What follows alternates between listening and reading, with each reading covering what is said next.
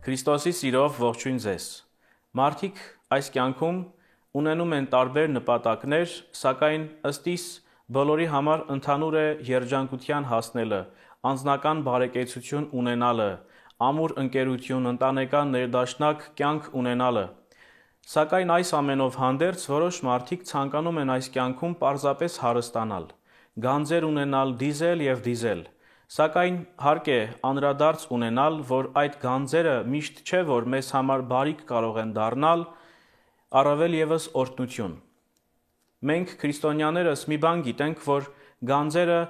որևէ օգտակար բան անելու համար են այս կյանքում, քանի որ գլխավոր գանձերը, ոչ մարմնավոր, ոչ նյութական գանձերը մենք իբրև պարգև Աստծուց ունենք ստացած, մեր կյանքը, մեր հայրենիքը, մեր շնորհները, մեր ընտանիքը եւ այսպես շարունակ։ Ուղղակի հարկավոր է անդրադարձ կատարել մենք ավելի շատ այս աշխարհի հետ ենք կապված, թե հոգևոր աշխարհի հետ, ավելի շատ մեզ հետաքրքիր են նյութական գանձերը, թե երկնային գանձերը։ Եվ այսօրվա ընթերցումն էլ հենց այս մասին է։ Սուրբ է մեր Աստված, որ բարձունքներում է բնակվում, որի շնորհիվ Սիոնն իրավունքով եւ արդարությամբ է լցվել։ Նրանք իրավացիորեն պարտության մատնվեցին, իսկ մեր փրկությունը պիտի լինի մեր գանձերի շնորհիվ։ Մեզ հասան Տիրոջ իմաստությունը, հանճարը եւ Աստվածպաշտությունը։ Ահա դրանք են արդարության գանձերը։ Ահավասիկ նրանք սարսափում են ձեր ահից, ումից որ վախենում էիք, իրենք են ձեզնից վախենում։ Պատգամաբերներ են ուղարկում, որպեսզի դառնորեն լաց լինելով խաղաղություն աղերսեն։ Նրանց ճանապարհներն ամայացան, հեթանոսների ահը հանդարտվեց եւ վերացավ նրանց հետ կնքված ուխտը, այլևս նրանց մարդ մի համարեք։ Սիրելիներ, շատերիդ մոտ հարց կարող է առաջանալ, թե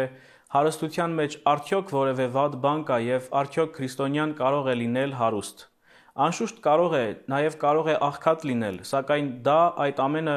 քրիստոնյայի ընթացքի հետ որևէ աղերս չի կարող ունենալ, որովհետեւ ունեցվածքը